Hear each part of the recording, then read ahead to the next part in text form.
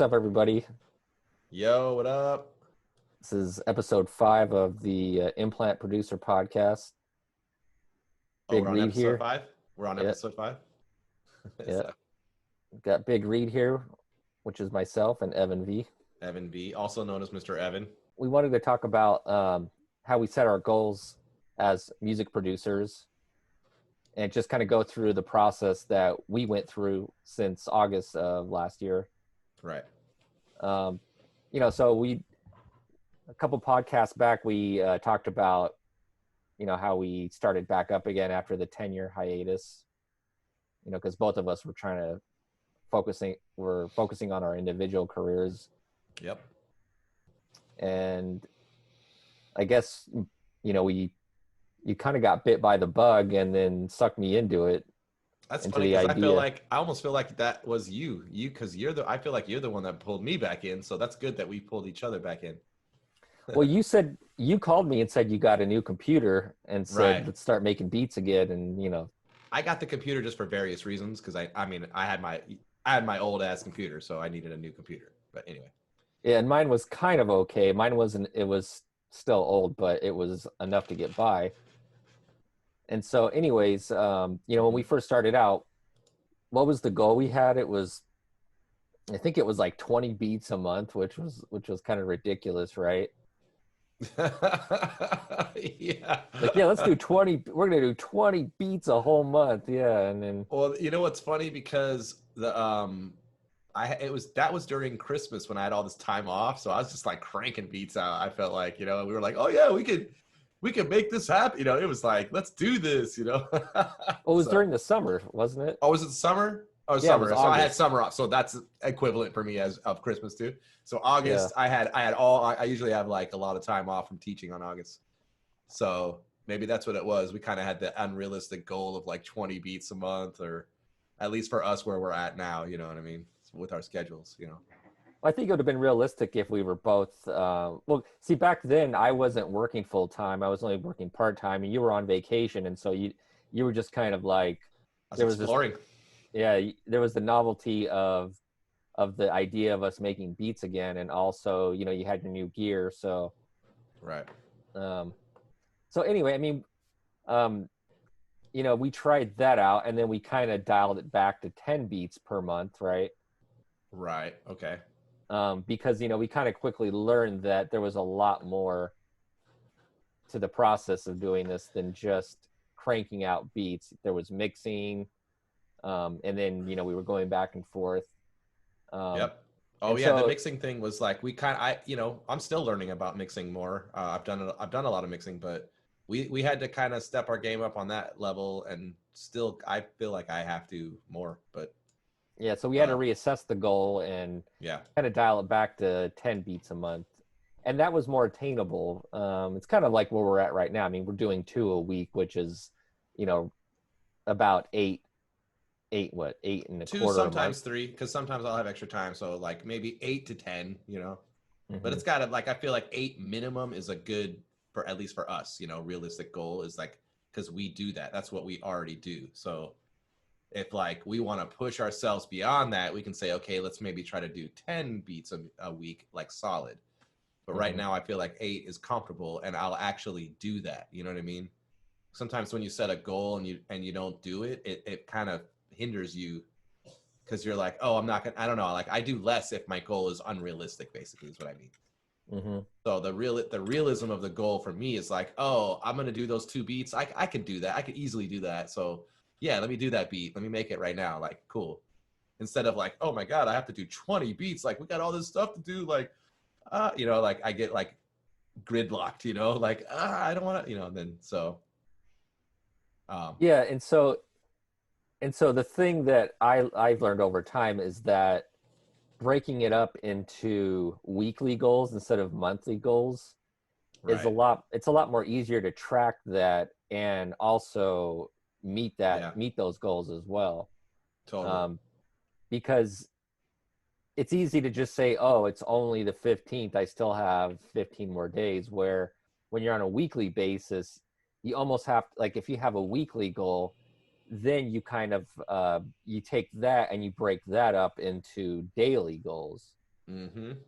Um, Mm-hmm. so, Yeah, it's much easier to do that way too, because monthly is like, oh, yeah, I have more time, I can wait. But as opposed to a week, like, oh, it's already Tuesday, like I better do this now. mhm.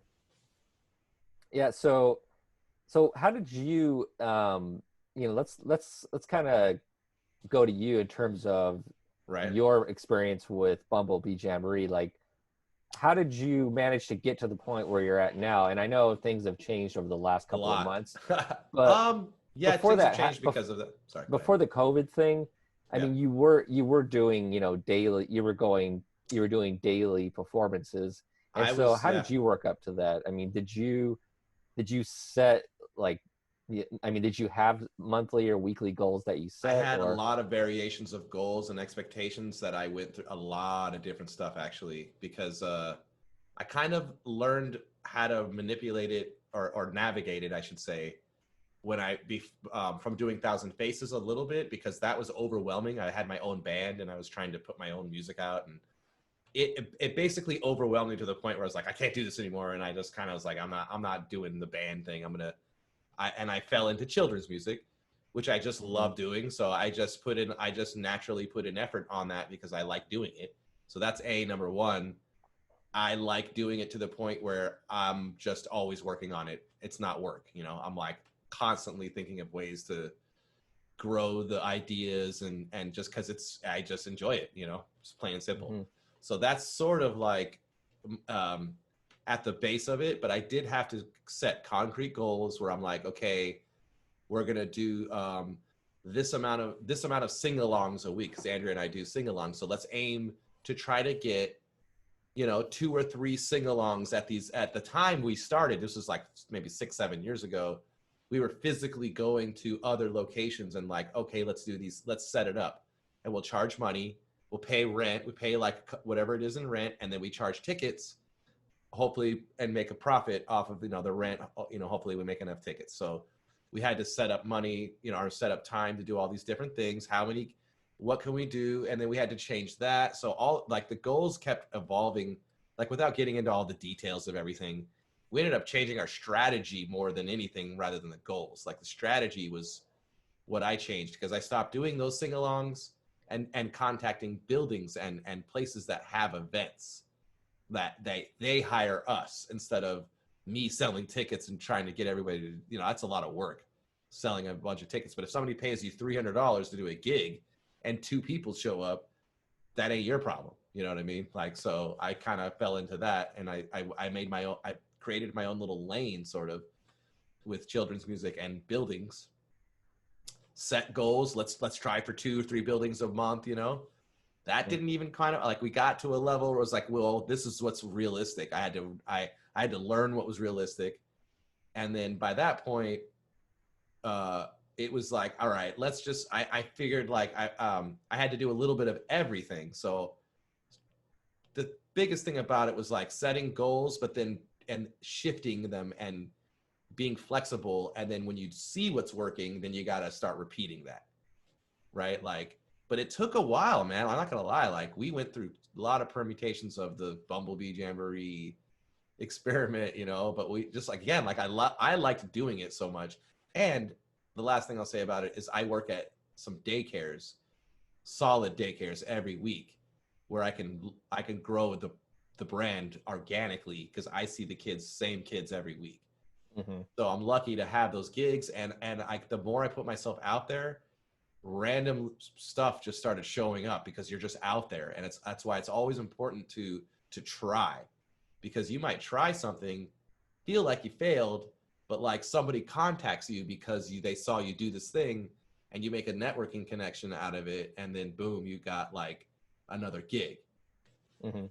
So you So so you would say like that consistency is what the consistency, eventually got you to where you're at now, where you're starting to have success and right? you're now able to make it a sustainable, as you're able to have a sustainable income doing that, right? Yeah, the consistency and the relationships, because like we would do sing-alongs and one family would show up and we would do the sing-along full style, all out, the way I always do it for that one family, even if it was just them, which was kind of hard sometimes because you're not making any money, right? But you Hmm. gotta now you gotta do your whole set, like a 45-minute. And I'm energetic as hell. Like when I do my stuff, like I'm jumping up and down. Like so, I'm like I made a decision. Like I'm not gonna cheat anybody out of what I do as far as Hmm. what I think is what a performance should be.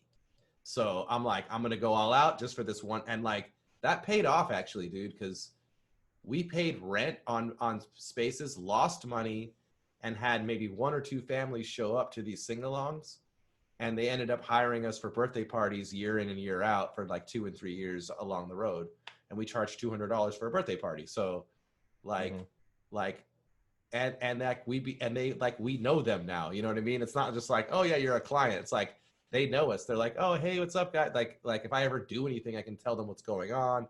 And it's definitely more personal, especially with obviously with kid stuff. But the fact that I made it personal was a big deal. They were the only ones showing up, and we still went all in.